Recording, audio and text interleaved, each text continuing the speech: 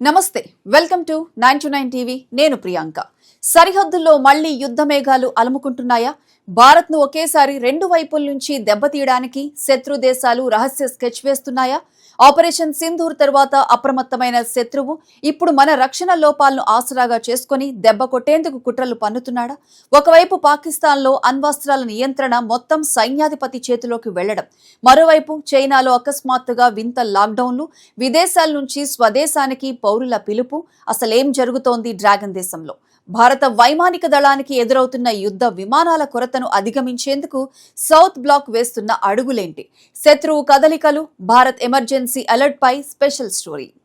ప్రపంచ భౌగోళిక రాజకీయాల్లో ఇప్పుడు ఒకటే అలజడి భారత్ తన సైనిక శక్తిని ప్రపంచానికి చాటి చెప్పిన ఆపరేషన్ సింధూర్ తర్వాత అసలైన డ్రామా మొదలైంది మిత్రులెవరో శత్రువులెవరో తేలిపోయిన ఆ సమరంలో భారత్ తన రక్షణ బడ్జెట్ ను భారీగా పెంచుకుంటూ స్వదేశీ ఆయుధ తయారీకి శ్రీకారం చుట్టింది ఇది దీర్ఘకాలికంగా మన దేశాన్ని రక్షణ రంగంలో సూపర్ పవర్ గా నిలబెట్టే పక్కా వ్యూహమే కానీ కళ్ల ముందున్న సమీప భవిష్యత్తులోనే మన శత్రువులు మన బలహీనతలను ఆసరాగా చేసుకునేందుకు స్కెచ్ వేస్తున్నారు భారత వైమానిక దళాన్ని వేధిస్తున్న అతిపెద్ద సమస్య యుద్ధ విమానాల కొరత పాతబడిపోయిన మిగ్ విమానాలను ఉపసంహరించుకున్న తరువాత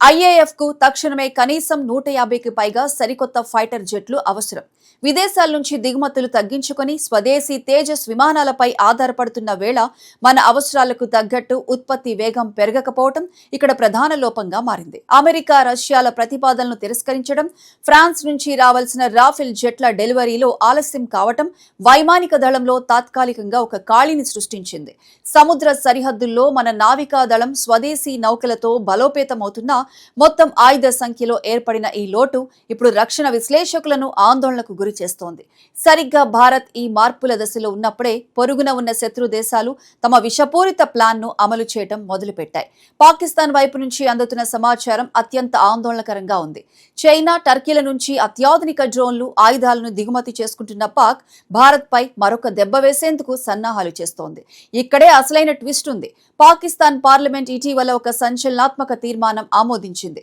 దేశ అణ్వస్త్ర వ్యవస్థ నియంత్రణను నేరుగా సైన్యాధిపతి అసీం మునీర్ చేతికి అప్పగించింది ప్రజాస్వామ్య ప్రభుత్వాల చేతిలో ఉండాల్సిన అణు బటన్ ఒక సైనిక నియంత చేతికి వెళ్లడం అంటే భారత్ ను బెదిరించేందుకు ఆ దేశం ఏ స్థాయికైనా తెగిస్తుంది అనడానికి ప్రత్యక్ష సాక్ష్యం ఇటు పాకిస్తాన్ ఆయుధాలు పోగు చేస్తుంటే అటు హిమాలయాల సరిహద్దుల్లో డ్రాగన్ చైనా ఆడుతున్న నాటకం మరింత అనుమానాస్పదంగా ఉంది చైనా సరిహద్దుల వెంట భారీగా ఆయుధ ప్రయోగాలు సేనల మోహరింపును ముమ్మరం చేసింది సెప్టెంబర్ 15 నుంచి అక్కడ సడన్ లాక్డౌన్లు మినిస్టీరియల్ స్థాయి తనిఖీలు చేపట్టడం ప్రపంచ దేశాలను విస్తుపోయేలా చేస్తోంది విదేశాల్లో ఉన్న చైనా పౌరులను తక్షణమే స్వదేశానికి తిరిగి రావాలని ఆదేశించింది చైనీయులు ఎవరూ దేశం విడిచి వెళ్లకూడదని కండిషన్లు పెట్టడం చూస్తుంటే సరిహద్దు ఏదో పెద్ద ప్రమాదానికే డ్రాగన్ బీజం వేస్తోందన్న అనుమానాలు బలపడుతున్నాయి ఒకే సమయంలో ఇటు పాకిస్తాన్ అటు చైనా రెండు వైపుల నుంచి భారత్ పై ఒత్తిడి పెంచే